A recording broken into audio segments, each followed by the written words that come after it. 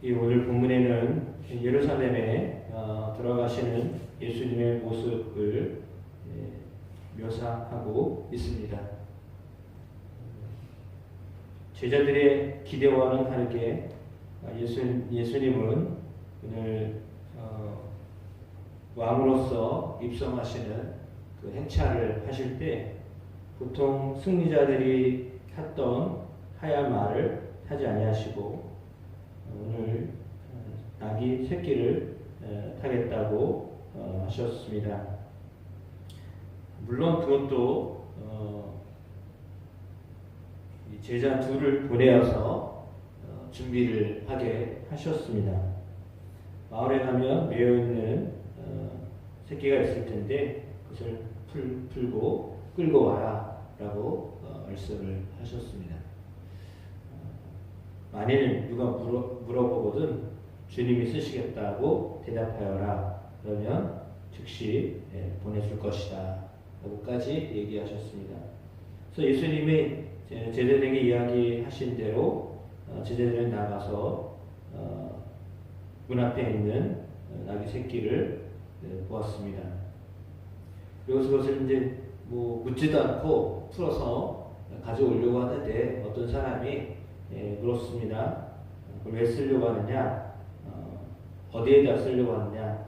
무엇 하려고 하느냐? 라고 했더니 예수님이 말씀하신 대로 주님이 쓰시려고 하십니다. 라고 대답했더니 그대로 허락을 받았습니다. 이렇게 준비된 나귀 새끼를 타시고 예루살렘 성으로 들어가시는데 오늘 그 나귀 새끼를 끌고 왔던 제자들이 자신들의 겉옷을 그 위에 얹어 놓았습니다. 어제 본문에 바디메오가 예수님을 만났을 때 자기 겉옷을 벗어 던지고 예수님을 따랐다라고 하는 말씀과 또 오늘 본문에 제자들이 자신들의 겉옷을 나귀 새끼 위에 얹어서 예수님이 타게 하셨다라고 하는 것이나 어쩌면 동일한 어떤 모습으로 보여집니다. 겉옷을 던졌다라고 하는 의미는 과거의 삶을 청산했다라고 하는 의미이기도 합니다.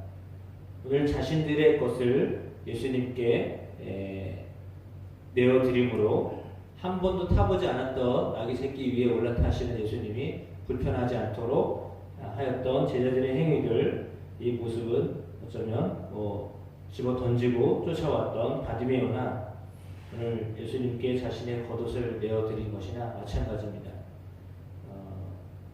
지금 외투의 정도로 생각할 수 있겠지만 그러나 외투 정도가 아니라 사실은 이스라엘 백성들에게 있어서 겉옷은 상당한 자신의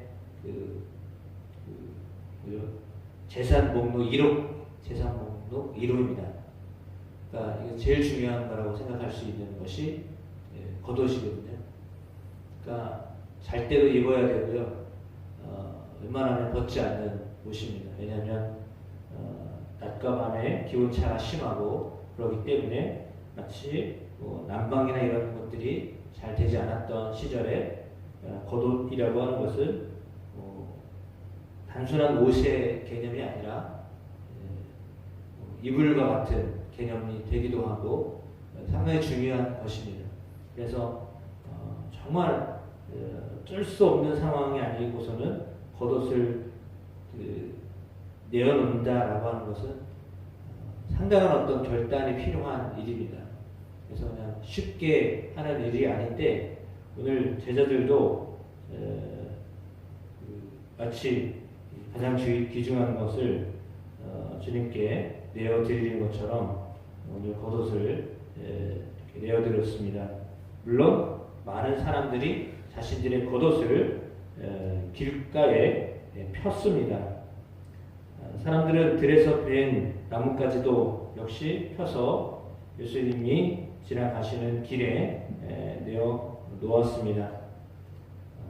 그래서 마치 영화제나 뭐 이런 데 가면 레드카펫이 이렇게 쫙 펴지듯이 오늘 예수님이 가시는 그 길에 사람들이 자신의 겉옷뿐만 아니라 배워왔던 나뭇가지를 깔아서 주님이 오시는 것을 환영하는 그런 모습을 이제 재현해 놓고 있습니다.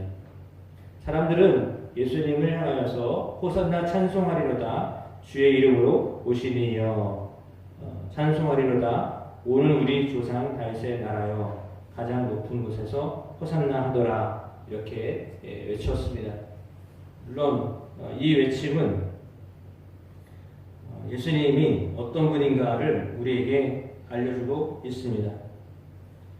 그들은 구원할 분, 자신들을 구원할 메시아로서 예수님을 환영하고 있습니다. 그들의 찬양을 예수님이 기쁘게 받으셨습니다. 그래서 그들은 온 세상의 왕으로 오신 예수님이 드디어 우리를 통치하실 날이 되었다라고 생각하여서 주님께 기꺼이 자신들의 겉옷을 내어드릴 수가 있었습니다. 그리고 그 주님을 정말 열렬하게 환영하면서 찬양을 드리고 있습니다.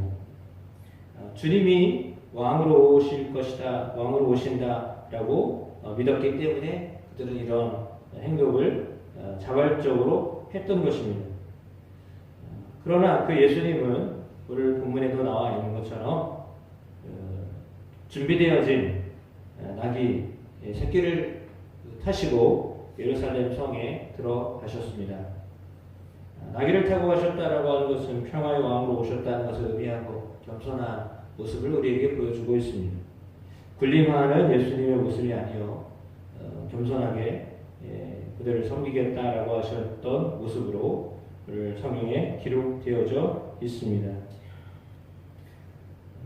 오늘 이렇게 예수님의 모습이 사람들 보기에는 어떻게 비춰졌을까라는 생각을 해보면 뭐 화려하지도 않고 그냥 보통의 어떤 모습보다도 어쩌면 좀 더 이렇게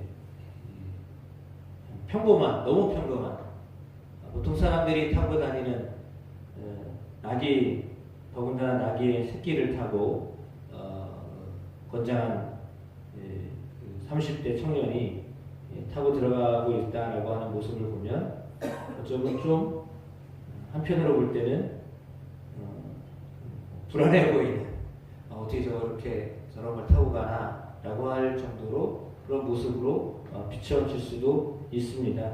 그러나 그들은 주님이 어떤 것을 타고 가시던 주님을 향하여서 오늘 호산나 찬송하리로다 주의 이름으로 오시는 이여 찬송하리로다 이렇게 끊임없이 노래하였습니다.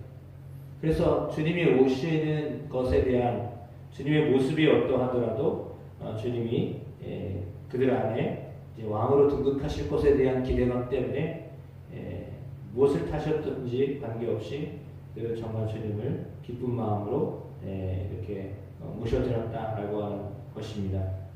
그렇습니다.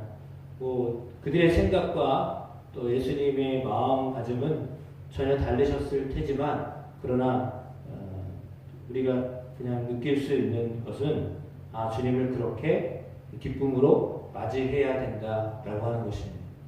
주님이 어떤 모습으로 오시든지 그 주님을 기쁜 마음으로 찬양하며 맞이해야 하는 것, 그것은 우리가 가져야 될 태도이다라고 하는 거죠.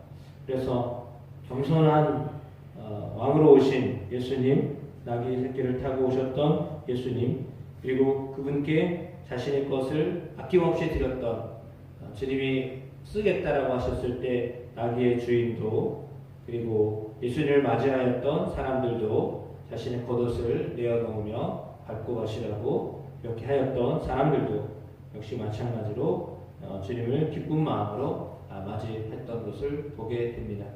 따라서 그것은 겉옷을 귀하게 여겼다라고 말씀드렸던 것처럼 자신들이 가지고 있었던 지금 당장 내놓을 수 있었던 그 귀한 것들을 통하여서 주님을 기쁜 마음으로 섬겼다라고 하는 것을 오늘 본문은 우리에게 가르쳐주고 있습니다. 큰 것이 아니었습니다. 그러나 가지고 있었던 귀중한 것들로 주님의 오심을 기쁜 마음으로 섬겼던 그들의 모습에서 주님을 향한 마음이 어떠해야 하는가를 오늘 우리에게 가르쳐주고 있습니다.